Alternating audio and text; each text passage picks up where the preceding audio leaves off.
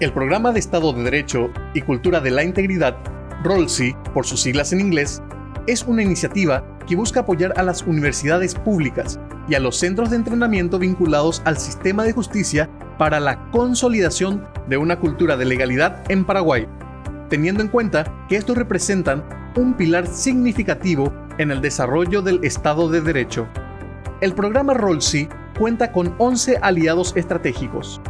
De Paraguay, el Instituto de Estudios para la Consolidación del Estado de Derecho, centros de entrenamiento del sistema de justicia, tales como el Centro Internacional de Estudios Judiciales, dependiente de la Corte Suprema de Justicia, el Centro de Entrenamiento del Ministerio Público, el Centro de Capacitación y Formación del Ministerio de la Defensa Pública y la Escuela Judicial, dependiente del Consejo de la Magistratura. Institutos de Educación Superior, como la Facultad de Derecho de la Universidad Nacional de Asunción, la Universidad Nacional del Este, la Universidad Nacional de Canindeyú y la Universidad Nacional de Concepción. De Estados Unidos, el Institute of Politics de la Universidad de Harvard y Cultural Agents y la Universidad de Notre Dame. Para el logro de sus objetivos, el programa trabajará en 3 áreas: el fortalecimiento institucional en las áreas curriculares, docente y de extensión, promoción de investigaciones rigurosas para apoyar reformas en la justicia y educación para servicios legales de calidad. Este programa apoya el trabajo de las universidades y centros de entrenamiento para mejorar sus propuestas educativas en materia de Estado de Derecho y en la formación de estudiantes y docentes con alto nivel académico capaces de contribuir con la creación de reformas a favor de la justicia y la democracia. Este programa es una iniciativa del Instituto de Desarrollo y la Agencia de los Estados Unidos para el Desarrollo Internacional, USAID. Gracias, Clara. Antes de pedirle a Javier Contreras, que es coordinador de Eje Estado de Derecho del programa, quiero avisar recordar a los que entraron recién que en el chat pueden hacer las preguntas que después le vamos a pasar a los panelistas. Van a ver en el cuadro superior izquierdo una persona que es intérprete de señas para los que lo necesiten. Bueno, seguidamente entonces Javier Contreras nos va a dar el marco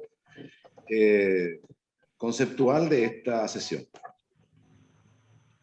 Muchas gracias, Bruno. Vamos a hablar hoy sobre temas que forman parte de lo que corresponde a un Estado de Derecho, ¿no? El Estado de Derecho es en realidad una aspiración porque nunca existe un Estado perfecto que es un Estado de Derecho perfecto, sino que es un principio al cual un Estado manifiesta o puede manifestar, aspirar a llegar, ¿verdad? O aspirar a acercarse lo máximo posible en cuanto a sus cualidades, ¿verdad? Entonces hoy vamos a hablar sobre acceso a la justicia de personas en situación de vulnerabilidad. El acceso a la justicia es uno de los factores o una de las características de un Estado de Derecho. Un Estado que no da condiciones de acceso a la justicia a los ciudadanos, entonces es un Estado que está fallando en uno de los aspectos del Estado de Derecho, un tema muy importante. Entonces vamos a aproximarnos a la definición o a lo que se entiende por Estado de Derecho, ¿verdad? Como dije, entonces, y la siguiente lámina, por favor, Nabil, el Estado de Derecho es un principio de gobierno. Un principio de gobierno en el que todas las personas, instituciones y entidades públicas y privadas, incluyendo el Estado, son respetuosos de las leyes que son promulgadas y publicadas, y en que todas las leyes, a su vez, son aplicadas en forma independiente y con igualdad de criterios, y son consistentes con las normas y estándares internacionales de los derechos humanos. Entonces tenemos por un lado un aspecto formal de suma importancia que se logró, vamos a decir, a nivel internacional, luego de muchas luchas para limitar los poderes absolutos, que es un Estado en el cual en realidad no rige la voluntad de una persona o un grupo de personas, que sería un gobierno arbitrario o absolutista, sino que rigen las leyes. Nadie está por encima de las leyes, todos están subordinados a las leyes. Y no a cualquier ley, sino a leyes que son consistentes con las normas y estándares internacionales de los derechos humanos y que se aplican en forma independiente y con igualdad de criterios, seguridad jurídica, todos sometidos a la ley, sometidos a una ley justa, respetuosa de los derechos humanos. Entonces, un Estado de Derecho reconoce la dignidad humana, ¿verdad? Y ese es el principio, un principio básico del Estado de Derecho y de los derechos humanos. Porque si el Estado de Derecho tiene leyes que reconocen los principios y normas de los derechos humanos se basan en el reconocimiento de la dignidad humana, ¿verdad? Y esto es muy importante, ¿verdad? Que todos entendamos, todos los seres humanos tenemos dignidad, entonces todos tenemos derecho a una vida digna. Y esto es algo que todo el mundo sabe y dice, ¿verdad? Yo quiero vivir dignamente. Nadie merece vivir en forma indigna, porque vivir en forma indigna es básicamente una afrenta a lo que los humanos, a lo que los seres humanos en su convivencia colectiva declararon que es lo mínimo que merece cualquier ser humano, y todos tenemos que velar porque todos puedan tener una vida digna, ¿verdad? Porque una persona en situación de pobreza, una persona con hambre, no tiene una vida digna, y sin dignidad no existe ni libertad ni igualdad. Entonces, a partir de ahí hay que empezar, y esto es muy importante comprenderlo muy bien, porque todo está muy vinculado. O sea, el Estado de Derecho no es un concepto técnico que solamente corresponde a tecnicismos jurídicos que le interesan a los abogados, sino que en realidad es un tema que nos interesa a todos y a todas, ¿verdad? Porque es un valor que tenemos que entender, que tenemos que valorar, para la redundancia, y tenemos que todos tratar de ayudar a converger en lo que es necesario para lograr acercarnos lo máximo posible a lo que es el principio del Estado de Derecho. Porque el Estado de Derecho nos interesa a todos, porque el Estado de Derecho es una condición también para el desarrollo sostenible, ¿verdad? Y el crecimiento económico sostenido e inclusivo en el desarrollo sostenible genera condiciones de vida digna para todas las personas. Entonces, avanzamos. Dijimos entonces que el acceso a la justicia es uno de los principios básicos a su vez del Estado de Derecho. Un Estado de Derecho que no da acceso a la justicia no es un Estado de Derecho en realidad, porque está fallando en un tema básico, ¿verdad? Las leyes no tienen que estar escritas nomás, sino que las leyes tienen que permitir que las personas que se sienten agraviadas o que sienten que de alguna manera, o que no es que solamente que sienten, sino que no están siendo respetadas en todos sus derechos, puedan acceder a reclamarlos, ¿verdad? Y a reclamarlos ante un organismo que efectivamente les dé acceso. Y la justicia debe ser imparcial, debe ser íntegra, debe ser equitativa, debe ser eficaz, debe ser eficiente, debe ser transparente, debe ser no discriminatoria, debe ser responsable y debe ser promotora del acceso a todos y a todas, incluyendo la asistencia jurídica. Es decir, la justicia, en una concepción actual de lo que se entiende por Estado de Derecho, no debe ser una justicia pasiva, sino que se debe ser una justicia activa que debe mirar a todos y a todas y buscar las condiciones para que todas y todas puedan acceder en igualdad de condiciones, ¿verdad? Y ese acceder en igualdad de condiciones nos hace mirar un poco más allá de lo que muchas veces es nuestra propia realidad. Muchas veces legislamos o se legisla para la mayoría, muchas veces se generan las condiciones para una mayoría o para una mayoría que tiene mayor cantidad de poder, ¿verdad? Y nos estamos mirando de repente ciertos sectores que en realidad tienen los mismos derechos y deben tener la misma posibilidad de acceso en todos los sentidos de lo que tenemos todos y todas. O sea, no puede haber exclusiones, no debe haber exclusiones, porque esas exclusiones nos alejan del principio y del valor de Estado de Derecho. Entonces, cuanto más, y muchas veces es interesante ver países económicamente más desarrollados y en que existen mayores condiciones para acceso a la mayor cantidad de personas a la vida digna, cómo ellos se preocupan por la inclusión, ¿verdad? Y ese es un factor que no es una casualidad, ¿verdad? Esas personas que se están preocupando por la inclusión, por algo generan desarrollo sostenible, por algo generan riqueza, porque no están encerrados solamente con un grupo de poder y solamente preocupados por ese grupo de poder, dándole acceso solamente a ese grupo de poder a los beneficios del Estado, sino que tienden a ampliar, ¿verdad?, a la mayor cantidad de ciudadanos posibles y ciudadanas posibles, ¿verdad?, para que puedan acceder a la justicia. Son activos en ese sentido. Entonces, un tema muy interesante es que el acceso a la justicia no es necesariamente un tema de cantidad, mayor cantidad de salas de audiencia, mayor cantidad de funcionarios, mayor cantidad de edificios. Muchas veces pensamos, no, pero lo que pasa es que hay que invertir más y no hay fondo porque, pero no necesariamente es un tema de gastar más dinero, sino que muchas veces puede ser sobre temas de la calidad de los servicios, simplificación de los trámites, desburocratización, previsibilidad de fallos, seguridad jurídica, transparencia y la buena comunicación e información, diversidad de personal, etc.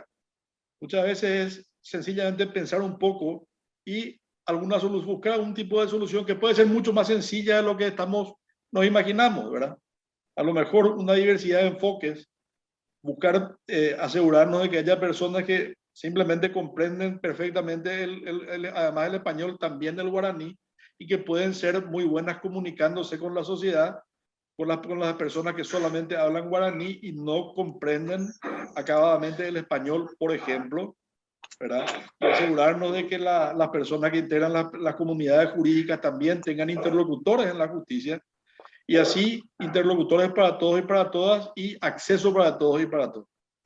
Entonces, ese es un tema de sumo interés que estamos nosotros, vamos a enfocar en este espacio en el cual nosotros convocamos a personas que tienen reconocida trayectoria, conocimiento y capacidades sobre los temas que vamos a enfocar, y en que hacemos especial invitación sobre todo a los estudiantes de las facultades de Derecho, a los profesores de las facultades de Derecho, así como también a periodistas y miembros de la sociedad civil, porque queremos que se converja en este foro con personas que conocen mucho sobre los temas de interés relacionados con el acceso a la justicia desde diversos enfoques, con la academia y la sociedad civil en general, también con los funcionarios públicos en particular. De hecho, este seminario, compuesto de varias sesiones, tiene por finalidad recoger la mayor cantidad de ideas positivas tendientes luego a generar una agenda de reformas positivas. Sabemos que tenemos muchas carencias, o sea, todos conocemos nuestra realidad, ¿verdad? Hemos tenido avances en algunas materias, en otras no tanto. Entonces es importante identificar las brechas entre lo ideal y dónde estamos para buscar focalizarnos en esos temas y ayudar. Entre todos tenemos que empujar porque el Estado de Derecho es nuestro, es algo nuestro que nosotros debemos proteger, debemos construir, debemos hacer que funcione correctamente, porque realmente es un privilegio de un Estado de Derecho y nosotros merecemos vivir un Estado de Derecho, y es la mejor forma de organización que podemos darnos entre nosotros, ¿verdad? Y a todos los habitantes de este país y a todos nuestros seres queridos, etcétera, ¿verdad? Entonces, promovemos el análisis de la situación actual del acceso a la justicia en el Paraguay para todos y todas, y focalizamos en los siguientes aspectos: las normas jurídicas, la organización geográfica del Poder Judicial, es decir, las normas jurídicas actuales son adecuadas para un acceso a la justicia inclusivo desde todos los enfoques. La organización geográfica del Poder Judicial actual es adecuado para eso. La organización institucional, o sea, deberían haber juzgados que se organicen de una u otra manera en atención a la diversidad de personas que existen en la población y en diversidad de situaciones, más que de personas, sino que diversidad de situaciones de las personas, ¿verdad? Los operadores del sistema de justicia están capacitados o tenemos diversidad de funcionarios como para poder atender a a la mayor cantidad de personas teniendo en consideración todas las situaciones. Las herramientas puestas a disposición para el acceso, ¿verdad? Y con énfasis en las herramientas tecnológicas. ¿Cómo estamos hoy en materia tecnológica que se puede aprovechar muchísimo para facilitar y promover el acceso a la justicia? La transparencia y la confiabilidad de los criterios de interpretación y aplicación de las normas, y los datos e indicadores que permiten conocer todos los demás puntos como información pública. Podemos saber cómo está el Poder Judicial organizado geográficamente para para dar acceso a la justicia a través de la tecnología, a través de información pública o no, o tenemos algunos avances y nos falta algo más. Bueno, de todo eso queremos hablar en esta jornada, y entonces para ya continuar, agradezco mucho la atención y doy acceso entonces a los siguientes panelistas, o a los panelistas, ¿verdad? Muchas gracias. demasiado. Gracias, Javier. Decíamos que éramos 11 organizaciones y está con nosotros Clarito Rojas, rector de la Universidad Nacional de Concepción, que es una de las universidades que están con el tema de la capacitación hacia el Estado de Derecho. Bueno, entonces empezamos con los panelistas. Vamos a escuchar ahora a Mirta Pereira, que tiene una amplísima trayectoria en defensa de los pueblos indígenas, de los derechos de los pueblos. Así que, Mirta Pereira, te escuchamos. Buenas tardes, buenas noches a los compañeros panelistas, compañeras panelistas y a todos los que están participando. Yo me llamo Mirta Pereira, soy de profesión abogada y trabajo como técnica para una federación indígena. Entonces quisiera presentar el trabajo desde la perspectiva que nosotros realizamos con los pueblos indígenas en lo que es referente al acceso a la justicia, pero viendo a la justicia en los tres poderes del Estado como una cuestión de articulación y donde las demandas son demandas holísticas de parte de los pueblos. La siguiente, por favor, Clarita. La siguiente, por favor. Bueno, antes que nada quería compartir con ustedes, si pasamos, si ponemos la anterior, por favor. La primera. Bueno, los pueblos indígenas en Paraguay. Estoy pasando los datos censales del último censo, del tercer censo indígena que había en Paraguay, que se realizó en el país en el año 2012. A los efectos censales tenemos 19 pueblos indígenas en el Paraguay, que son pertenecientes a 5 familias lingüísticas, siendo solamente una de ellas la familia guaranítica, ¿verdad? La población en total está ahora un poco más de 120.000 personas en la actualidad, y la mayoría de la población indígena del país reside en la región oriental, a diferencia de lo que se pensaba, que la mayoría vivía en el Chaco. Lo que sí, en el Chaco viven los pueblos indígenas de mayor diversidad de pueblos. En cambio, en la región oriental existen, digamos, casi el 100% de pueblos indígenas de la familia lingüística guaraní. Como verán también, la población indígena es una población bastante joven. Digamos que el 70% en el momento de que se realizó el censo indígena era menores de 30 años. ¿Verdad? Y también quisiera mostrar un mapa, por favor, si Clarita pasamos al siguiente, donde pueden observar los puntos, son las comunidades indígenas que existen en el país. Este mapa es una información pública que está en la Dirección General de Encuestas Estadísticas y Censo. Como bien el que me antecedió en la palabra estuvo hablando sobre la importancia de la educación, ustedes saben que el acceso a la educación es muy difícil en los pueblos indígenas. Si no comemos bien, no podemos también estudiar, y el 41% de los niños menores de 5 años tienen problemas de desnutrición crónica. El 63% está en extrema pobreza. El 93% no cuenta con acceso a agua segura, es decir, no tiene agua tratada. El 40% no lee ni escribe. El 70% de las viviendas son pisos de tierra. No cuentan una gran mayoría de energía eléctrica, pero esto ya últimamente ya fue mejorando. Y hay todavía conflictos sobre temas de territorio indígena en un 35% de legalización de tierra. Porque hay bastantes reclamos todavía territoriales. Lo principal para cualquier comunidad o para cualquier pueblo es la legalización y la tranquilidad de poder habitar en su tierra propia, en parte de su tierra tradicional. La siguiente, por favor, Clarita. Entonces, ante este contexto, para que nos ubiquemos un poco en Paraguay, ¿verdad? Con los 19 pueblos, los pueblos indígenas, como son habitantes del país, el Estado paraguayo, en sus 3 poderes del Estado, han reconocido derechos individuales, como tenemos cualquier persona que habitamos en el Paraguay, pero también como pueblos indígenas tienen derechos colectivos, que a diferencia de nuestros también son reclamados al Estado, que del hecho de que son pueblos que tienen una cosmovisión propia, un lenguaje, una historia, una espiritualidad, el Estado paraguayo les reconoce que tienen derechos colectivos. La siguiente.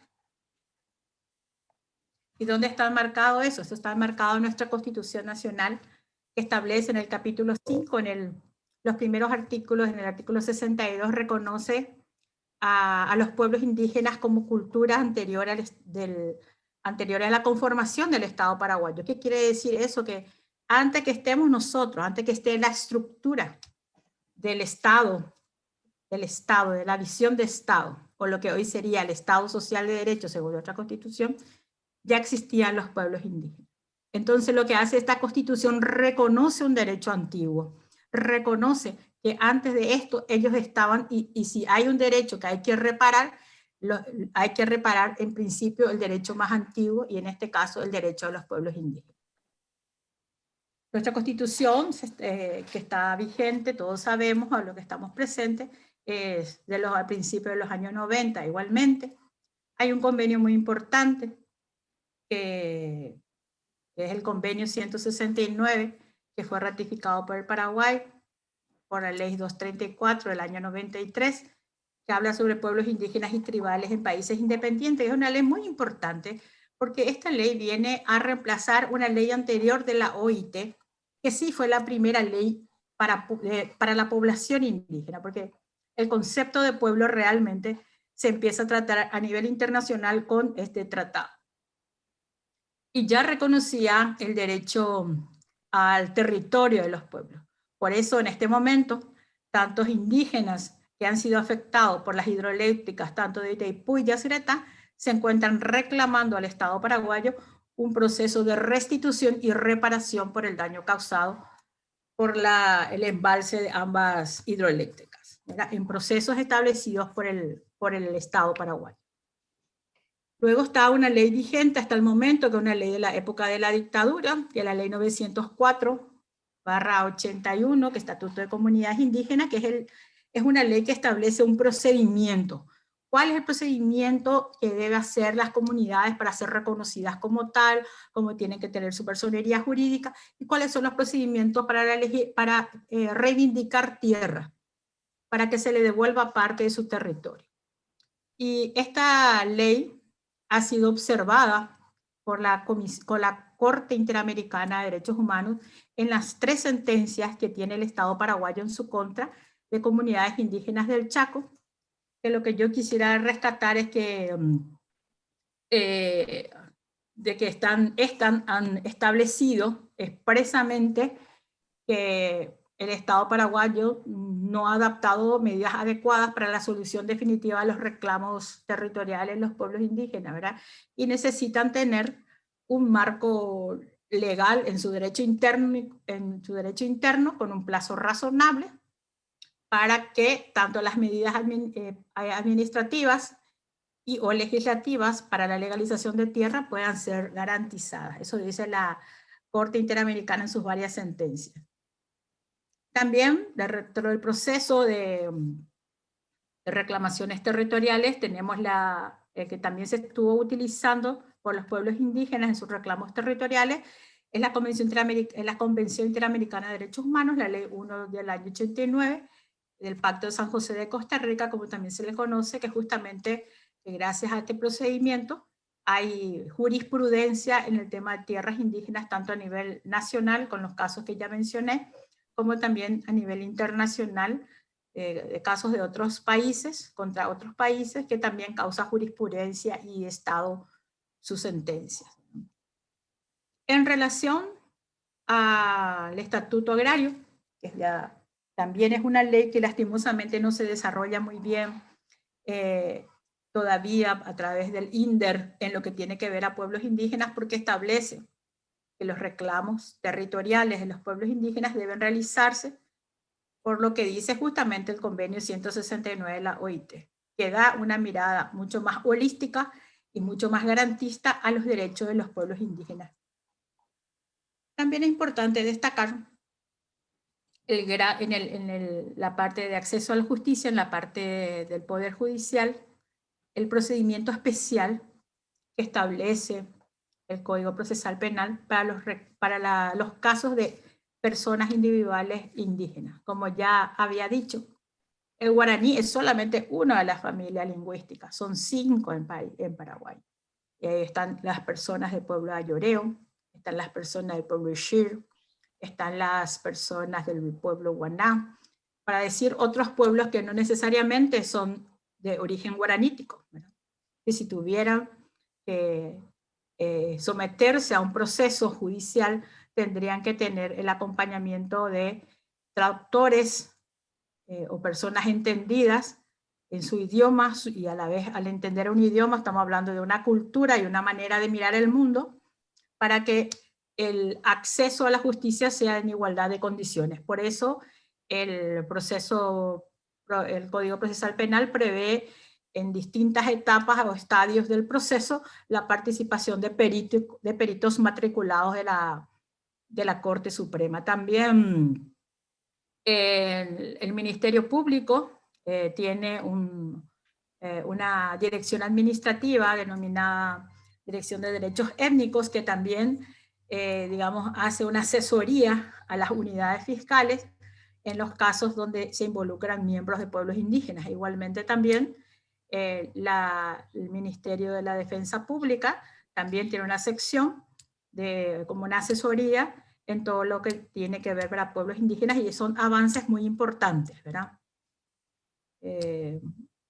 También quisiera hablar sobre los derechos colectivos de los pueblos indígenas. Es un decreto que es muy importante, que es un decreto bastante nuevo que sale en este gobierno, que es el decreto 1038 del 2018, por el cual se reglamenta un artículo del convenio 169 sobre el derecho, de la obligación que tiene el Estado paraguayo de realizar consultas con los pueblos indígenas cada vez que prevea acciones administrativas o legislativas que pudieran afectarles, para respetar lo que es su derecho al consentimiento libre, previo e informado. Es un decreto que es bastante nuevo, que se está ajustando su aplicación. Y también está vigente 2 declaraciones muy importantes, que aunque todos sabemos que las declaraciones no se ratifican porque son una muestra de buena fe, pero sí da una obligación moral su aplicación, y la Declaración de Naciones Unidas de los Derechos de los Pueblos Indígenas, como también la Declaración Americana de los Derechos de los Pueblos Indígenas, son muy importantes para el tratamiento y la visión de los derechos de los pueblos indígenas a nivel Paraguay y mundial también. El siguiente, por favor.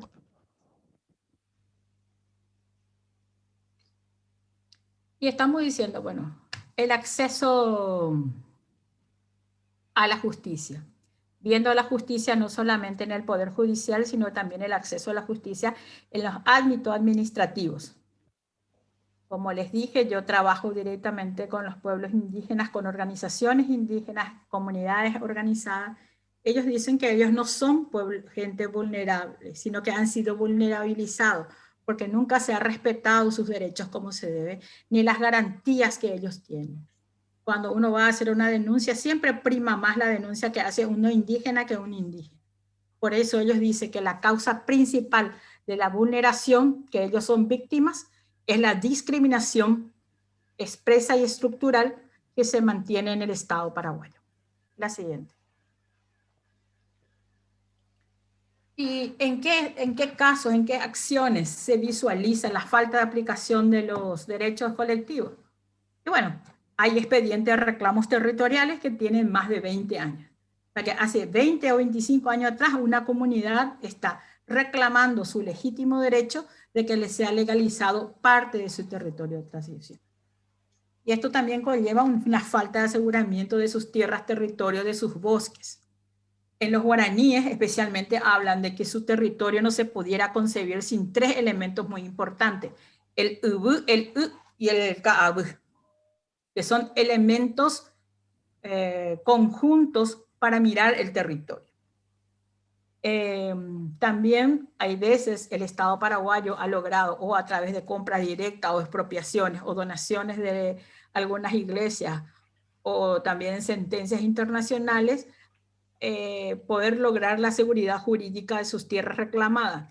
Pero ni aún así tienen una tranquilidad o un estado de bienestar, como dijo el doctor Contreras, porque también hay vecinos que los invaden, que los acosan y que los presiona para poder cultivar o soja o ahora las plantas ilícitas, para llamarlo de una manera, digamos, la lechuguita, ¿verdad?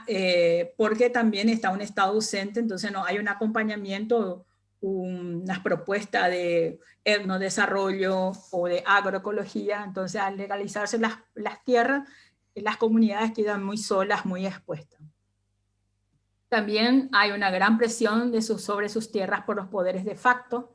Por ejemplo, las iglesias que son ajenas a su religión tradicional presionan mucho sobre las tierras. Nosotros hemos, por ejemplo, acompañado a una comunidad en un juicio estratégico donde una iglesia cristiana presenta un amparo constitucional contra la comunidad, diciendo de que ellos la Constitución Nacional les garantiza el libre culto en todo el país. Por suerte, el señor juez pudo aplicar muy bien la ley en que dice que ciertamente hay una garantía constitucional del libre culto en el país. También las tierras indígenas legalizadas por el Estado paraguayo se han realizado de esa manera para que los pueblos indígenas puedan vivir acorde a su cultura y su cosmovisión. Entonces, si las iglesias quieren desarrollar sus prácticas, entonces que compren tierra para que la gente que está suscrita a su misma creencia pueda mudarse en la misma. Eso ha sido un fallo muy importante para el pueblo Painta Guiterá en especial. También tenemos las presiones como los ojeros y otras personas con mucho poder sobre las tierras indígenas, ¿verdad? El alquiler de las tierras es un problema muy grave. Más de 70.000 hectáreas en el país están siendo alquiladas de una manera ilegal, y es un tema que sí debería ser tratado de ser, no como un problema de acceso a la justicia, sino un problema social, un problema real y estructural que tiene mucho que ver con la pobreza y el estado de abandono. También muchas veces los organismos públicos como el INDI, el INDER, el MADES, el Ministerio de Salud no cumplen su rol, o sea que las comunidades indígenas viven en un estado de orfandad total, ¿no? Y también creemos que el marco legal debe ser mejorado en lo que tiene que ver a acceso y legalización de sus tierras. El siguiente, por favor. Después, en lo que tiene que ver a los pueblos indígenas, a las personas para acceso a la justicia. La persona que por diferentes motivos, sea como víctima o como victimario, debe acceder o debe enfrentar un proceso. Muchos de los temas que sufren también es una discriminación. Muchas veces sus denuncias no son escuchadas porque quien tiene que tomarle la denuncia no habla ni español o habla solamente español, y vamos a poner en la región oriental para que sea más fácil, ¿verdad? Muchos funcionarios no hablan español. Eso se está mejorando. Perdón, hablan solamente español. Eso se está mejorando en que algunos ya empiezan a hablar guaraní, pero a mí me ha tocado en juicios, en encarnación, donde yo tuve que hacer la traducción para el testigo de mi demanda. Yo era la defensora de un indígena y el testigo del demandante era una persona que hablaba solo guaraní. Ni el abogado de la querella, ni el de la fiscalía, ni el juzgado le podían hacer preguntas porque no hablaban guaraní, ¿verdad? Entonces, eso te estoy hablando de un caso de hace 5 años más tarde, ¿no? Estoy hablando de cuestiones reales, ¿verdad? Un tema que también les preocupa a las organizaciones indígenas es el rol de la fiscalía. La fiscalía no tiene un rol que está descrito en la Constitución, que es el impulso a la acción penal en defensa de los derechos indígenas. Al contrario, hay un impulso de acciones en contra de los pueblos indígenas. Entonces, esa es una preocupación muy constante de parte de las organizaciones.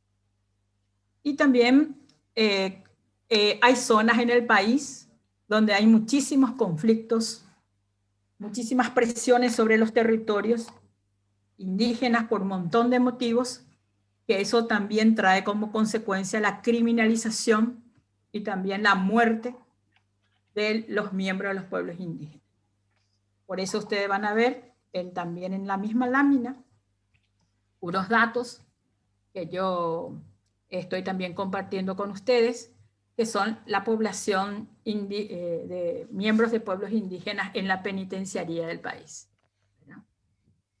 Por ejemplo, ustedes pueden ver que en Pedro Juan Caballero hay 86 personas indígenas. ¿Cuáles son los problemas en esa zona? Por ejemplo, el narcotráfico, la presión sobre sus territorios, la mafia. Eso implica también a los pueblos indígenas. Y ustedes pueden ver, por ejemplo, en Encarnación, solamente 2 personas recluidas. Y en Encarnación es en un lugar donde los pueblos indígenas resuelven sus problemas, los pueblos indígenas internamente aplicando todavía su derecho consuetudinario. Para concluir, tendría que hacer algunas recomendaciones.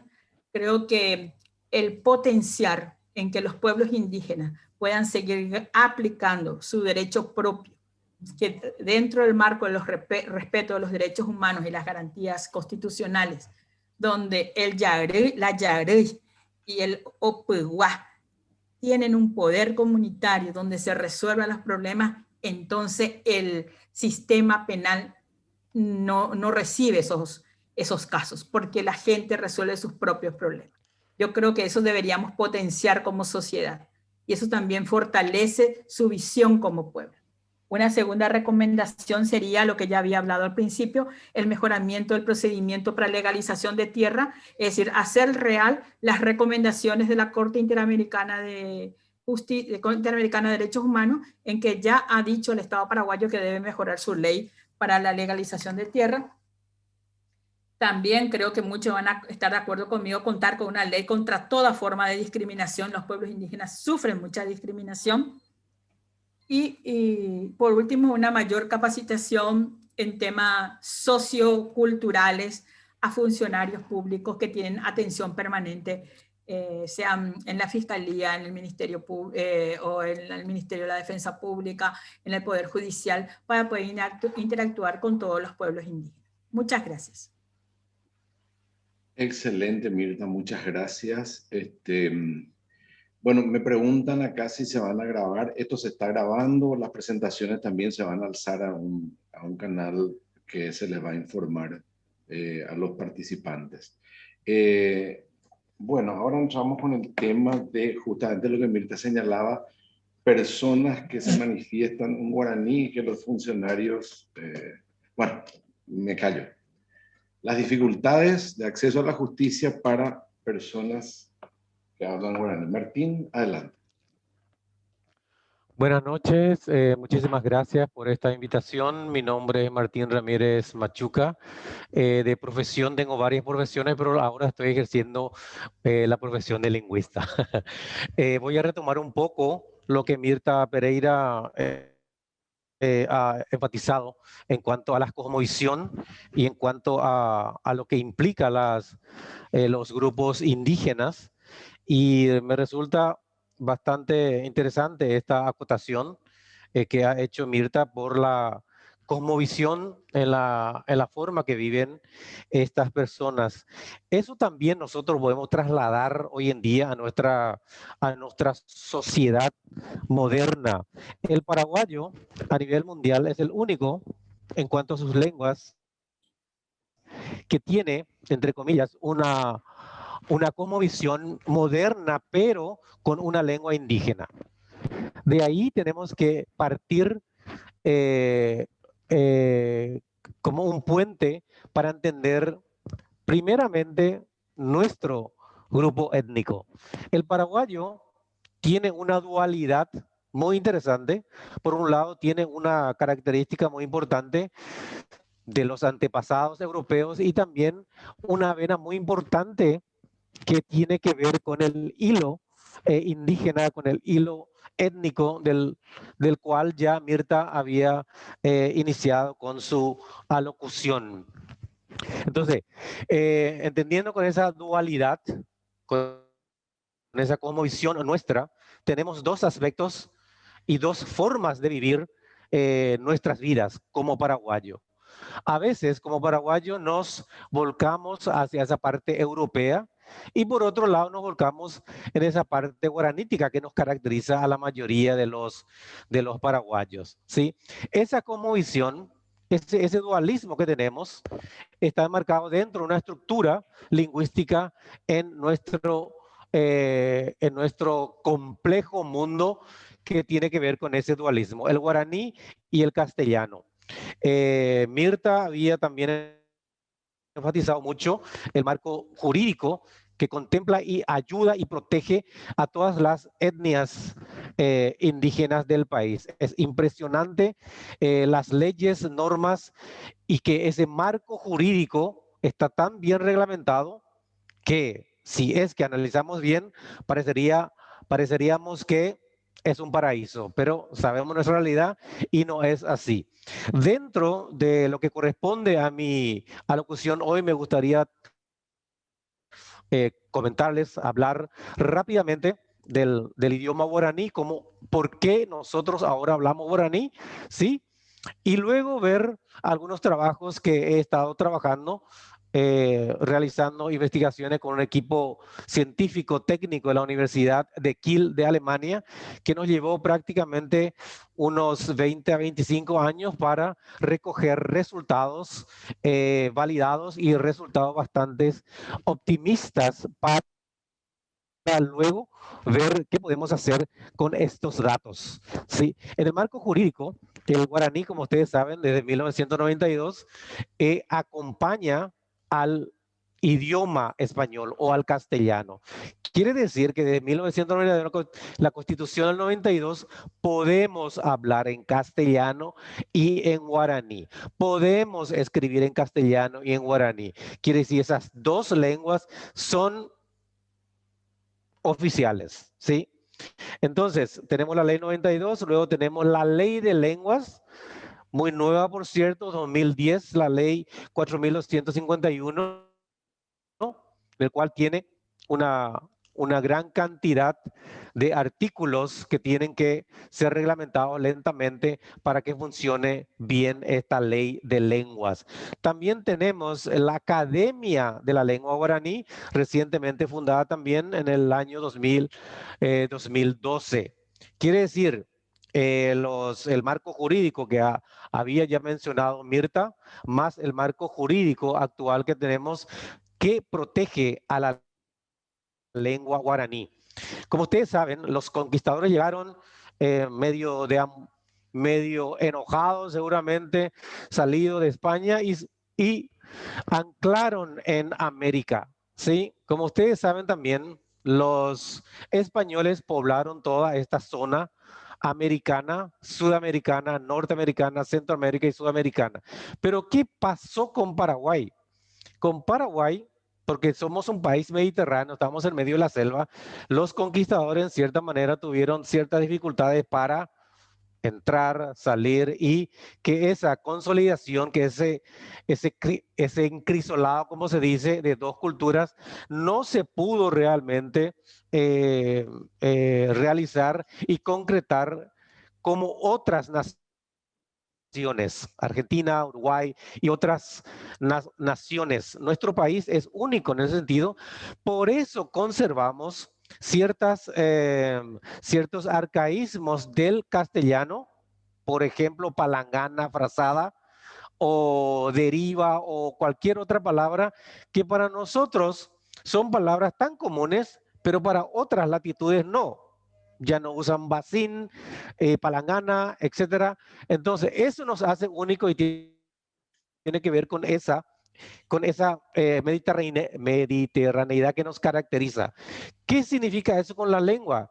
Con la lengua también significa que el castellano, en cierta manera, no ha llegado a su cenit, no ha llegado a su cumbre de castellanización en nuestra comarca paraguaya, en nuestra región paraguaya. Es una teoría que nosotros estamos manejando en el equipo de lingüística de la Universidad de Kiel. Entendemos y creemos nosotros que no se ha logrado completamente la castellanización en nuestro país. ¿Por qué? Porque paralelamente a esto teníamos una lengua indígena, ¿sí? Como saben, el grupo étnico paraguayo consta de dos constelaciones, la europea, el castellano, y por otro lado el guaraní, y eso se ha fusionado y no ha permitido en cierta manera que esta lengua europea castellana haya evolucionado en la manera que han evolucionado en otras naciones. Con ese contexto, más o menos, me gustaría ahora entrar en el tema del guaraní actual moderno. ¿Cómo estamos con la comunicación con el abogado? ¿Cómo estamos con la comunicación con el juez, con el fiscal, con el asistente, con cualquier funcionario que trabaja o que trabaje con la justicia? Este atlas, este trabajo en el cual he trabajado bastante tiempo, me ha llevado prácticamente a recorrer casi todas las circunscripciones del país y también casi todas las penitenciarías del país y también a nivel global de nuestra república para conversar con las personas en qué idioma habla el paraguayo o se comunica con el juez, en qué idioma habla con el abogado, en qué idioma el abogado le responde al paraguayo. Estamos hablando ya del paraguayo moderno que maneja dos lenguas, el castellano y el guaraní. Como ustedes saben, un gran porcentaje de nuestra población es guaraní hablante, y ese guaraní hablante también tiene el derecho a acceder a la justicia, como ya el doctor Javier ha dicho, y así como también Mirta había mencionado en su alocución. Todos los que vivimos en esta república tenemos el derecho de comunicarnos con nuestra lengua. Si soy guaraní hablante, pues bien, tengo que hablar en guaraní en caso de que tenga algún proceso jurídico, ¿sí? O castellano. Entonces, ahora voy a mostrar algo para ir conduciendo un poco más al tema que nos ocupa, que es la justicia. Voy a mostrar unos documentos que tienen que ver con lo que vamos a analizar.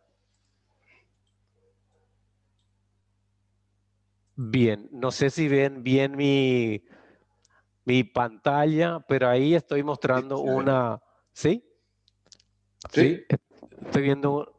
Aquí tenemos el Atlas Lingüístico Guaraní Románico que hemos desarrollado con el equipo técnico de la Universidad de Kiel de Alemania, que nos ha llevado mucho tiempo. Hemos prácticamente cubierto toda la República del Paraguay. Y en este apartado, del mapa 253, tiene que ver con la lengua utilizada con el abogado.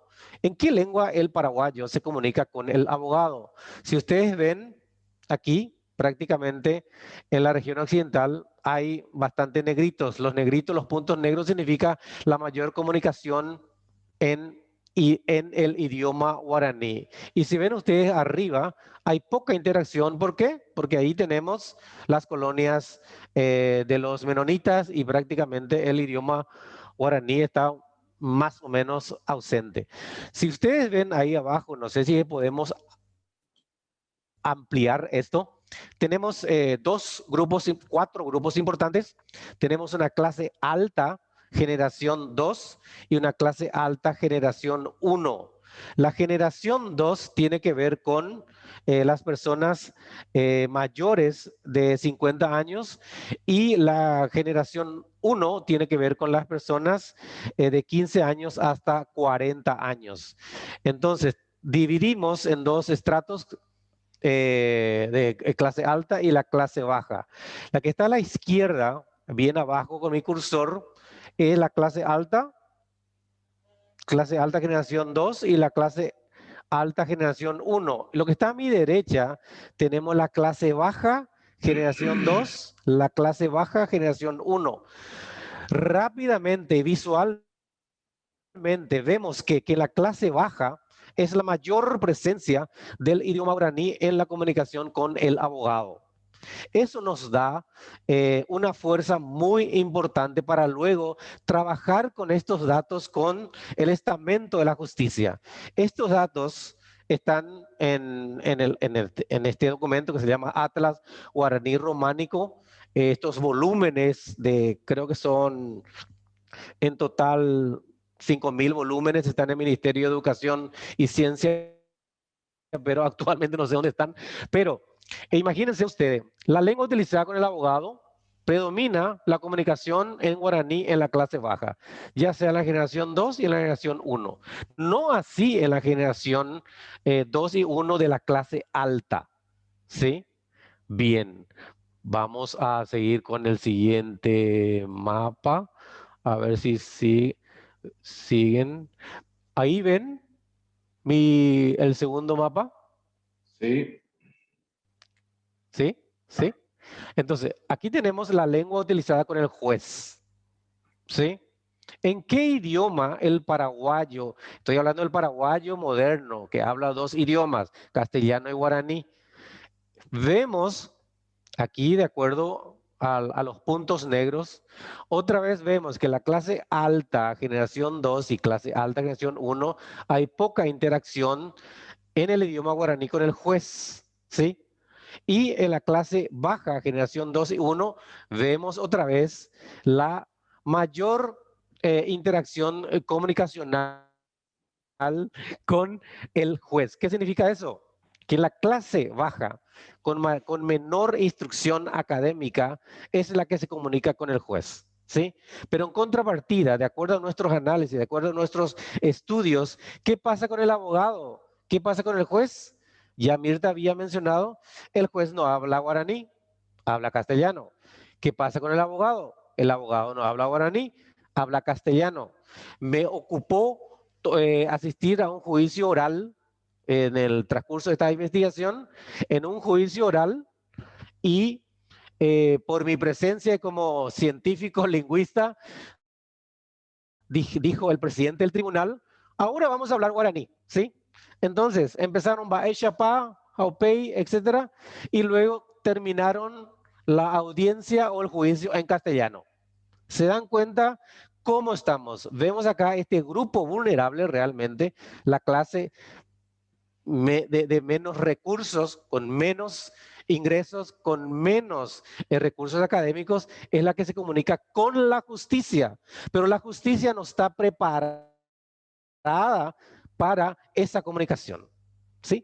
Bien, con esto, no sé si es que hay un pequeño tiempo para leer algunos comentarios, Bruno.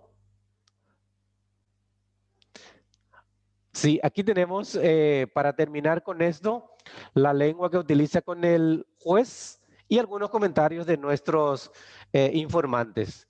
De la manera como comience en castellano, si es un desconocido. Castellano depende si es conocido, le hablan guaraní. Depende de ciertas reacciones del campesino. Si estoy en situación normal, le hablo en castellano. Pero si estoy enojado, le hablo en guaraní. En principio en castellano y después ya mezclo, ¿sí? De la manera que me pregunta, si me hablan guaraní, hablo en guaraní. Depende. Hay jueces que hablan solo castellano, entonces en castellano. Y si el juez es paraguayo, le hablo en guaraní nomás. Son comentarios de los informantes. Esto, ¿qué lengua utiliza con el abogado? Algunos informantes, si me habla guaraní, le hablo en guaraní, o si no, en castellano, según la manera que él comience otra vez. Y por último, castellano hasta que haya más confianza, después se utiliza guaraní. Solo en castellano, las leyes no se usan en guaraní. ¿Se dan cuenta que tenemos acá valiosos documentos para que puedan ser utilizados para y con la justicia? Y para terminar con unas recomendaciones, y como técnico me atrevería a decir a la justicia que se tendría que iniciar entrenamientos exhaustivos en la lengua guaraní para los profesionales de la justicia. Y también quizás como otra sugerencia, crear un manual, un protocolo en idioma guaraní con los términos básicos jurídicos en idioma guaraní para que se pueda, para que el común paraguayo monoparlante guaraní pueda entender la constelación complicada de los términos jurídicos. Con esto termino y muchísimas gracias por el tiempo.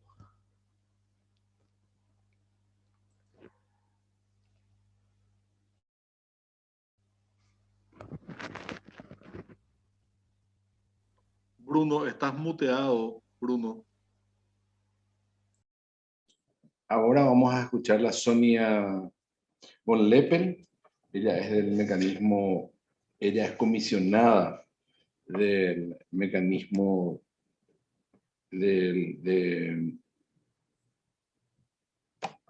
mecanismo de la...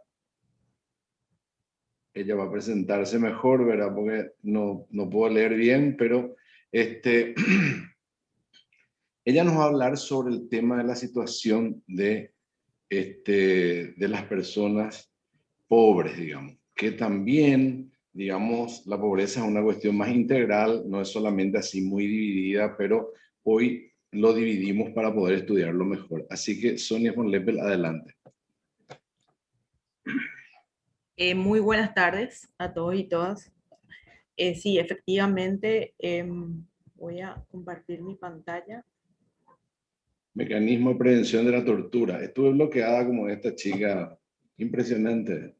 No, además es largo el nombre, entonces a veces confunde un poco. Sí, efectivamente soy comisionada del mecanismo de prevención de la tortura, entonces voy a aprovechar un segundito para aquellas personas que quizás no estén familiarizadas de qué es lo que implica el Mecanismo Nacional de Prevención de la Tortura. El mecanismo fue creado por Ley 4288, es una institución nueva, es del año 2011. Somos un órgano, somos funcionarios y funcionarias públicas quienes formamos parte del Mecanismo Nacional de Prevención de la Tortura, y somos un órgano extrapoder, es decir, a nivel de naturaleza jurídica podríamos comparar a lo que es la Defensoría Pública, el Ministerio de la Defensoría del Pueblo y la Contraloría, por así llamarlo, ¿verdad? Pero nuestro rol principal es el monitoreo de las condiciones de vida de las personas privadas de libertad. Y cuando hablamos de privadas de libertad, no se limita a las privadas de libertad en un espacio físico, sino cualquier tipo de privación de libertad que se dé en distintos lugares, desde una patrullera hasta en un desalojo en el momento que se está impidiendo a la gente poder salir del lugar, ¿verdad?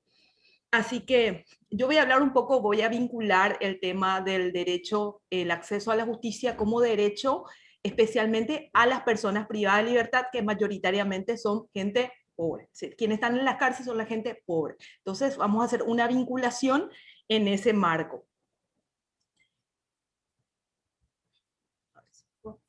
Un ratito. Entonces, un repaso rápido de lo que hablamos de acceso a la justicia en el sistema de protección. Cuando hablamos de acceso a la justicia tenemos que remontarnos al sistema universal y el sistema interamericano del cual el Estado paraguayo forma parte, y a partir de ahí asume obligaciones en ese sentido. La Convención Interamericana de Derechos Humanos ha sido ratificado, también conocido como Pacto de San José de Costa Rica. Es la Ley 1/89 y es la primera norma en proceso democrático que firma el Estado paraguayo en ese sentido, después de la caída de la dictadura. La Convención Interamericana es la fuente normativa cuando hablamos de derecho a acceso a la justicia, y está contemplada en los artículos 8 y artículo 25. Y acá es importante señalar, el artículo 8 se titula Garantías Judiciales y el artículo 25 de la protección judicial. ¿Qué significa esto? Normativamente no existe un derecho a nivel del sistema universal y sistema interamericano, un derecho fundamental como el derecho al acceso a la justicia. Fue una construcción e interpretación, y esto le dio forma bajada y se materializa posteriormente en las normativas locales. ¿Quién fue el órgano que efectivamente avanzó mucho en la construcción de los establecimientos estándares y principios? Es la Corte Interamericana de Derechos Humanos. ¿Cómo interpreta o cómo baja líneas con relación a la interpretación de qué es lo que entendemos por acceso a la justicia y cómo se materializa eso en el sistema interamericano y cómo se tiene que aplicar a través de las normativas locales y cómo se tiene que efectivizar en la práctica en la materialización efectiva de los derechos de las personas. Entonces, la Corte Interamericana fue mutando, es decir, el derecho es una cuestión súper mutante en el sentido de que en un determinado tiempo tenemos una línea y luego fue cambiando. En un mapeo rápido,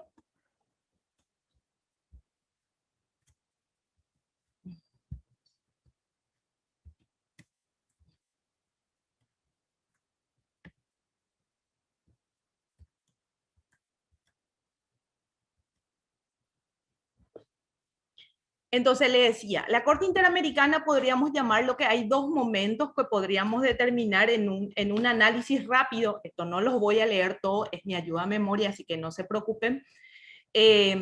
Podemos decir de que hay un antes y un después en la interpretación y en bajada de línea de lo que implica el alcance del acceso a la justicia en ese sentido. La Corte Interamericana viene teniendo una producción en lo que hace al concepto antes del 2015 y posterior al año 2006 al 2010. Ya les dije, normativamente no existe el derecho a la justicia como un derecho fundamental plenamente establecido. Sí tenemos en dos articulados de manera específica, y las primeras líneas de interpretación lo hace en la sentencia llamada Bulacio versus Argentina del año 2003. ¿Cuál es el criterio que sienta la Corte Interamericana en ese momento? Dice que para poder interpretar y tener una buena bajada de línea y ser abarcativo, el concepto de acceso a la justicia no se puede hacer una interpretación de manera independiente del artículo 8 y del artículo 25. Es la primera línea, dice. El artículo 8 no puede existir y no podemos hablar de acceso a la justicia si no se complementa su interpretación con el artículo 25. Porque muchas veces pasa que cuando hablamos de acceso a la justicia, en nuestra mente se limita a ingresar a un sistema y mucho a veces es tan limitante que creemos que se trata de una cuestión de infraestructura. Y no solamente se trata de mecanismo de acceso al sistema, sino cómo se garantiza ese ejercicio de que uno ingresa hasta que termina. Y cuando termina estamos hablando también de la reparación, de una repetición y todo el proceso que implica el ingreso a un sistema de justicia. Entonces, inicialmente la primera línea fue, hay que interpretar estos dos artículos de manera conjunta y complementaria, pero la Corte Interamericana no se quedó en esa interpretación y desde el año 2006 al 2008 se ha producido un sinfín de ampliaciones y se ha bajado líneas y estándares generales y particulares para ampliar el alcance y hacer efectivo. Y otra cuestión que dice la Corte Interamericana en ese sentido, que cuando realizamos un análisis de interpretación y de alcance de un derecho, tenemos que tener dos en cuenta, dos principios, el principio pro persona y el principio de progresividad. El de pro persona es que las decisiones que uno toma a nivel normativo tiene que buscar en beneficiar los derechos fundamentales de esa persona, independientemente si esa norma que le beneficia es inferior en ese sentido y la norma, supongamos que una norma constitucional, pero no cuya disposición constitucional no coincide con los principios fundamentales y sin embargo tenemos una norma de menor rango, se tiene que priorizar a esa aplicación de la norma de menor rango porque esa norma es la que protege mejor los derechos de esa persona. Y otra de las cuestiones es progresividad.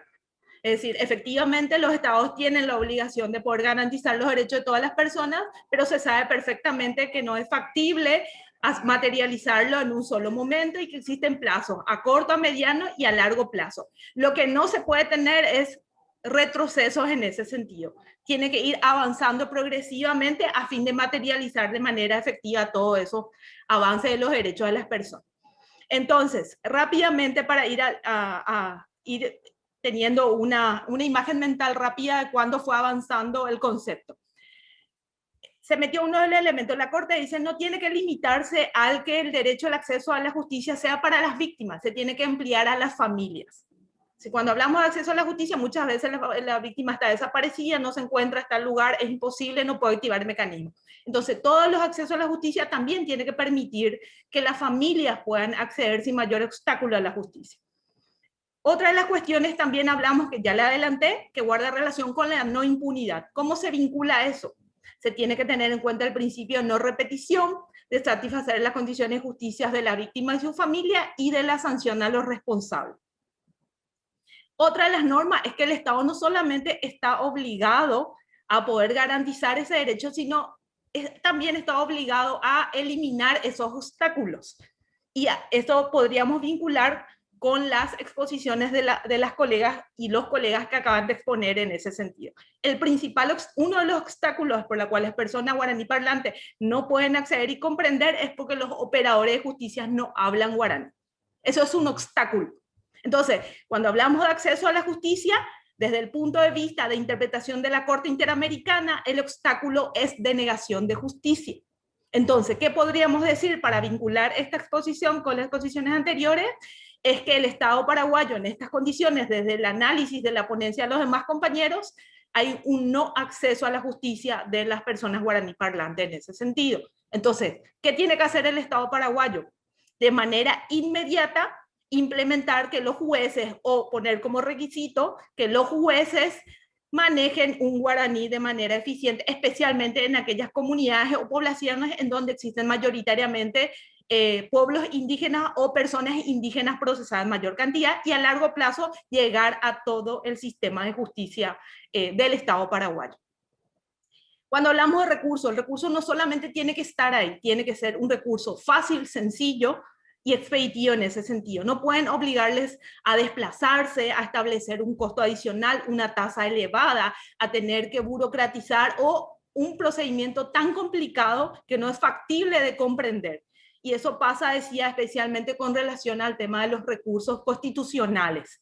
Se tiene que difundir, se tiene que ser lo más simple posible. Si es necesario, se elimina el tema de papel, si es un obstáculo, no obligar el patrocinio a abogado, porque eso tiene su costo, y muchas veces también el sistema de la asignación de defensores no es suficiente en ese sentido.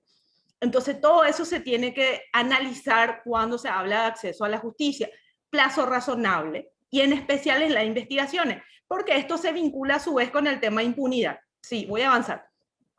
Entonces, como ustedes pueden ver, de una interpretación básica de compaginación y unir esos dos elementos, se fue creando más otros derechos, el derecho a la verdad, el derecho a la eliminación de autoamnistía, que hay en ciertos países, aquí no lo hay, y entonces fue avanzando. Entonces, podemos decir que cuando hacemos una interpretación de acceso a la justicia de las personas privadas de libertad, tenemos que tener en cuenta dos elementos.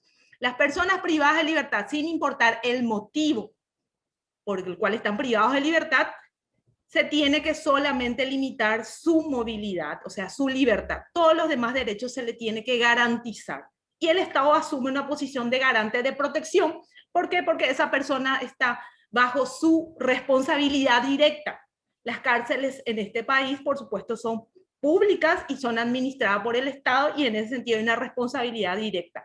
Entonces, las personas privadas de libertad pierden su libertad ambulatoria y se le debe garantizar los demás derechos. En resumida, ¿qué es? Para poder hacer un mapeo rápido, nosotros, ¿quiénes son las personas que están privadas de libertad actualmente en nuestro sistema penitenciario? Esto es un informe a abril del 2021. ¿Cuántas personas tenemos privadas de libertad? 14.351. Eso es una cantidad grande, de los cuales 13.631 son varones y 720 mujeres. Eso ya nos da una información. Quienes mayoritariamente van a las cárceles son los varones. A su vez, ¿en qué condiciones están? ¿Cuál es su estado procesal? Entonces tenemos el 72% de estas personas que están en el sistema penitenciario están con prisión preventiva. Solo un 28% tienen condena. En el caso de las mujeres, 62%, y en el caso de, varones, 62%, mujeres prisión preventiva, 62%, y mujeres condenadas, 38%. Aquí ya hay un problema de acceso a la justicia, en el sentido que viola un principio súper básico que dice que cualquier persona sometida a un proceso debe garantizarse en libertad, y la prisión preventiva tiene que ser la excepción y no la regla.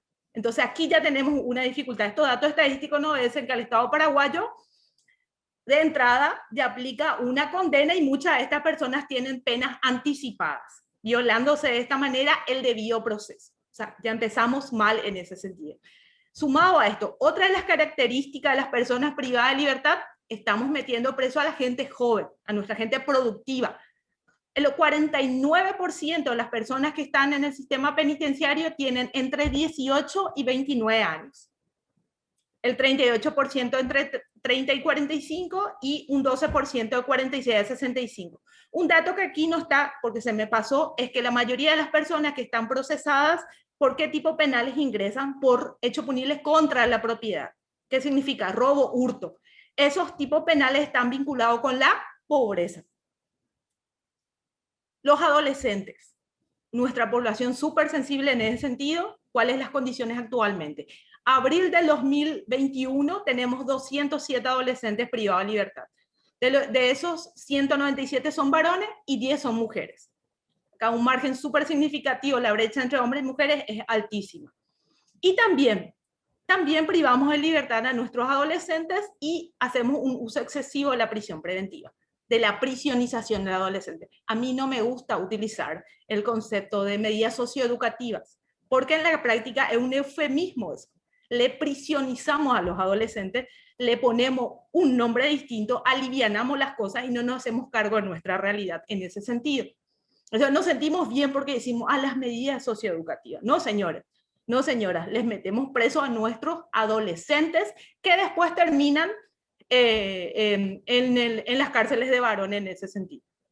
Entonces tenemos 77% de prisión también preventiva, solo 23% de condena. Nuevamente. Y otra cosa, ¿quiénes son estos adolescentes privados de libertad? Gente que comenzó a trabajar muy temprano, que se inició en consumo de la droga entre los 9 años. Su primer contacto con el Estado no es el sistema de protección, son las fuerzas represivas, las comisarías, los linces, los grupos represivos. Los adolescentes son sometidos a tortura en las cárceles. El 43% de los adolescentes privados de libertad pertenecen a un programa nacional contra la pobreza. Son hijos de pobres y son niños pobres. El 90% no completó la educación primaria obligatoria y la mayoría de ellos nacieron y viven o sobreviven en condiciones adversas con actividades de producción de riesgosa y en varios casos de pobreza extrema. Entonces, encerramos a adolescentes en los centros educativos, que genera más daño y complejiza más la vida de estos adolescentes, que con estas condiciones sociales de por sí ya es compleja. Entonces, desde el MNP, que es un ente de recomendación y una de las facultades establece que tiene que hacer recomendaciones a las instituciones públicas a fin de precautelar o garantizar o restituir derechos a las personas privadas de libertad, y ha realizado más de 300 recomendaciones en lo que hace al acceso a la justicia. Voy a hablar rápidamente de algunos, por mencionar así. En cuanto a las investigaciones, establecen que se impulsen las investigaciones con relación a denuncia de lesiones, tortura con agentes penitenciarios. Si bien tenemos una fiscalía especializada, en la práctica no hay condena. El Estado paraguayo sigue convalidando, naturalizando y no asume la sanción de las personas. No tenemos ni un solo caso de condenados por tortura. Y esto no quiere decir que en el Estado paraguayo no se torture. Lo que pasa es que dejamos impune, naturalizamos eso y no tomamos medidas en ese sentido. Protección. Se amplía el programa de protección a testigos y víctimas de hecho punible para personas privadas de libertad, teniendo en cuenta la particularidad de la situación de privación de libertad. Este es todo un tema. Nadie se quiere hacer cargo de la protección cuando las víctimas son personas privadas de libertad. El Ministerio Público señala que no es su función y el Ministerio de Justicia dice que no es órgano de investigación. Investigación especializada. Se debe garantizar que todos los agentes penales que intervienen en procesos contra adolescentes sean especializados. Este es un tema. O sea, no podemos poner gente que no maneje la especialización del sistema penal adolescente cuando el Estado paraguayo ha asumido la obligación de tener un sistema penal especializado para someter a la adolescente. Hasta ahora el Estado paraguayo, desde que entró en vigencia el Código de la Niñez, tiene un sistema incompleto. Solamente tenemos en algunos lugares jueces penales adolescentes y en otros lados no lo tenemos. No hay fiscales especializados, hay contados, y en el sistema de juicios orales no hay en la práctica jueces con formación en penal adolescente. Medida cautelar menos gravosa. Se ha alentado a la Corte Suprema de Justicia y a la Fiscalía para que establezcan programas para la sistemática revisión de la prisión preventiva e incorpore el control de convencionalidad. Y eso es uno de los puntos que se me pasó, que hace al avance. del concepto de interpretación del acceso a la justicia, el control de convencionalidad en todas las instancias, en todos los niveles por parte de los jueces. Y por último, la accesibilidad. Cuando hablamos también, se ha recomendado habilitar en las penitenciarías, en los centros educativos, la oficina de juzgado de ejecución penal, porque eso facilita el contacto y el conocimiento del proceso, cuando en la práctica las personas privadas de libertad ni siquiera saben quiénes son sus defensores y mucho menos saber en qué estado procesal están sus causas. Información sobre estado procesal y protección, garantizar que los adolescentes trasladados reciban información adecuada acerca de su situación procesal y que sean visitados al menos una vez por un defensor de la circunscripción para el control de las condiciones. Esto sucede muchísimo en pandemia. Por los cierres epidemiológicos hubo mucho traslado administrativo. ¿Y cuál es el problema que nos encontramos? Que la gente está un día aquí, al día siguiente está en encarnación, su juzgado está aquí, su defensor está aquí y se encuentra en encarnación sin saber, sin que su familia sepa, sin que su juez sepa, sin que su defensor sepa. Y no puede venir a su audiencia por la distancia porque está en cierre. O sea, todo un problema que ocasionó este tema de la pandemia con relación a los traslados y se ha violentado un montón de derechos a las personas. Y por último, el derecho a la defensa. Asistir a las personas privadas de libertad en las comisarías desde el primer momento de la detención. Esto es muy importante. Hubo un avance significativo en el sentido que había un convenio, un trabajo preliminar de permitir la presencia de los defensores públicos en el momento de la aprehensión. ¿Por qué esto? Porque es en el momento en donde más se vulneran los derechos de las personas y donde son torturadas por parte de los agentes del orden público en ese sentido. Así que muchas gracias y está a disposición la presentación por si desean compartir o alguien quiere acceder a este sin ningún problema. Muchas gracias, Sonia. Sí, esto va a estar, en la medida que nos entreguen los panelistas, vamos a alzar con la grabación de esta clase al canal. Bueno, ahora vamos a escucharle a César Martínez con el tema de acceso a la justicia de personas con discapacidad. Adelante, César. Sí, muy buenas tardes. ¿Me escuchan? Sí. Sí, ya vimos tu presentación también. Tienes que presentarnos. Bueno, gracias. Antes que nada, agradecerle la oportunidad a todos, realmente. Les saludo a todos los colegas que están aquí, a todos los participantes, veo muchísima gente. Y bueno, quería comenzar un poco, no avanzar directamente con el tema de las personas con discapacidad, el acceso a la justicia, sino que brevemente plantearme el tema de el concepto de discapacidad para poder entender bien, tener claro desde dónde partimos del concepto de discapacidad. Discapacidad, el concepto mismo evolucionó y partimos de la definición de que la situación de discapacidad toma cuerpo cuando una persona con una particularidad se relaciona con el entorno. Entonces la discapacidad no se tiene, la discapacidad toma cuerpo en el entorno, la discapacidad está presente en el entorno. La discapacidad es una barrera del entorno. Entonces siempre estamos hablando de que hoy por hoy se menciona, aunque la ley y la convención habla de personas con discapacidad, hoy es pertinente hablar ya de personas en situación de discapacidad. Es importante también, algo interesante, que la discapacidad puede ser temporal o permanente. Quiere decir que todo ser humano en algún momento de su vida puede estar en una situación discapacitante o en una situación de discapacidad. Ese es un dato importante. Otro dato no menos importante es el que plantea Naciones Unidas. Las Naciones Unidas categóricamente sostiene de que el 15% de cualquier población, ¿verdad?, tiene algún tipo de discapacidad. Entonces, sumemos, restemos, ¿verdad? El 15% de la población de Paraguay tiene algún tipo de situación de discapacidad.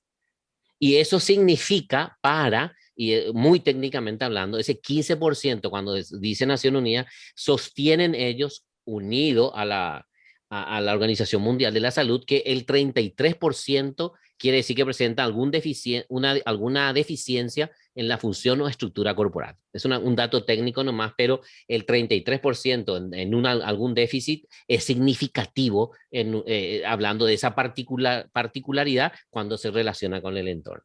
Bueno, definitivamente, ¿qué plantea Naciones Unidas? Abandonar ese enfoque médico que existía en el siglo pasado, que era poner todo el problema en las personas con discapacidad. ¿Qué significaba? Si yo estaba ante una situación de una persona con discapacidad, decía, ¿qué tengo que hacer con él? ¿Qué hay que hacer con él? ¿Cómo hay que intervenir con él o con ella, con la persona?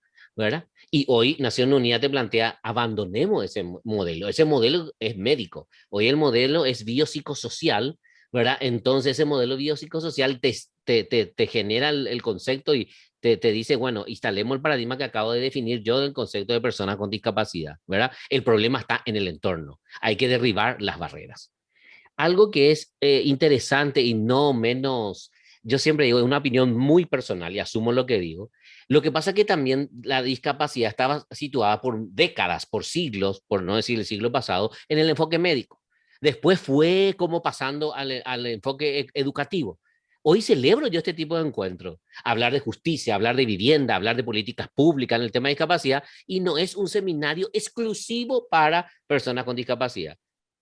20 años atrás o 15 años atrás, yo estaba hablando sobre este concepto, sobre estos avances, exclusivamente en un seminario de personas o sobre discapacidad.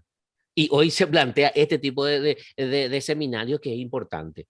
Fíjense, y digo intencionalmente, esto es calentito. No crean que esto está ya pensado y dicen, en agosto del año pasado, las Naciones Unidas lanza sus principios y directrices internacionales sobre el acceso a la justicia para personas con discapacidad. Calentito. O sea, ayer estamos hablando de que Naciones Unidas dice, señores, avancemos un poco a ver el tema de principios y directrices del acceso a la justicia a las personas con discapacidad. Y acá menciona algunos elementos. Todas las personas con discapacidad tienen capacidad jurídica. Se dudó todavía y se sigue dudando de la capacidad jurídica de muchas personas en situación de discapacidad. Hablemos de la persona con discapacidad intelectual, hablemos de la persona con discapacidad psicosocial, etcétera. Y dice, a nadie se le negará el acceso a la justicia por motivos de discapacidad. Otro principio que establece Naciones Unidas dice que las instalaciones y servicios deben tener accesibilidad universal para garantizar la igualdad de acceso a la justicia sin discriminación a personas con discapacidad. Cuando hablamos de accesibilidad y nos mencionamos discapacidad, estamos hablando de accesibilidad universal, del diseño universal. ¿Qué significa? No es solamente infraestructura, no es solamente rampa, y es otro concepto y otra discusión grande del símbolo que utilizamos para mencionar a personas con discapacidad. Todavía el símbolo sigue siendo una persona usuaria de silla de rueda, entonces nuestro chip está únicamente vinculado a discapacidad física y no hacemos el abordaje de todos los tipos de discapacidad.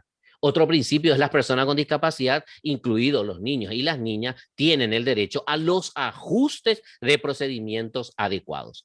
Eso quiero avanzar y para no olvidarme, España, por ejemplo, ya tiene unos procedimientos, unos ajustes de procedimiento para personas con discapacidad intelectual y del desarrollo. Nosotros tenemos que avanzar a ese tipo de ajustes que se deben plantear. Los procedimientos deben tener ese abordaje, ¿verdad? Y otro principio es las personas con discapacidad tienen derecho a acceder a la información, a las notificaciones legales, el momento oportuno y de manera accesible. Hoy tenemos la oportunidad en este seminario de que las personas con discapacidad auditiva o personas sordas puedan acceder a esta información, a este taller. O sea, ¿cómo planteamos? ¿Qué política? Como se decía siempre, visibilizar en el presupuesto, en una política pública del acceso a la justicia, todo este tipo de principios, ¿verdad? Otro elemento importante es Paraguay ratifica la Convención Internacional nuevita, 2006, es la Convención, 2006, Paraguay ratifica en julio del 2008 la ley 3540, que es la Convención sobre los Derechos de las Personas con Discapacidad. Algunos elementos clave: promover, proteger, asegurar el goce pleno y condiciones de igualdad de todos los derechos humanos y libertades fundamentales de todas las personas con discapacidad. El acceso, el artículo 13 de la Convención, acceso a la justicia, y dice los estados partes asegurarán que las personas con discapacidad tengan acceso a la justicia en igualdad de condiciones que con las demás. Promoverán la capacitación adecuada de los que trabajan en la administración de justicia. Y acá siempre yo subrayo qué formación tienen en la Facultad de Derecho o otras facultades, ¿verdad? En el tema de los funcionarios judiciales. ¿Dónde está la capacitación en el tema del abordaje desde un enfoque de derecho hacia las personas con discapacidad. Eso es fundamental. Sí se ha hecho capacitaciones, sensibilización, etcétera. Por ejemplo, conozco particularmente la Dirección de Derechos Humanos de la Corte Suprema de Justicia, se ha hecho talleres de sensibilización, se ha aprobado un protocolo para el buen trato a personas con discapacidad, etcétera. Pero nos falta como que ajustar que en una alianza, en un trabajo de red, Ministerio de la Defensa Pública, Secretaría Nacional de Discapacidad, Ministerio Público, Corte Suprema de Justicia, esa articulación de red para establecer el procedimiento, el abordaje, no solamente procedimiento administrativo, cuando hablamos del buen trato, de cómo tratar a las personas en situación de discapacidad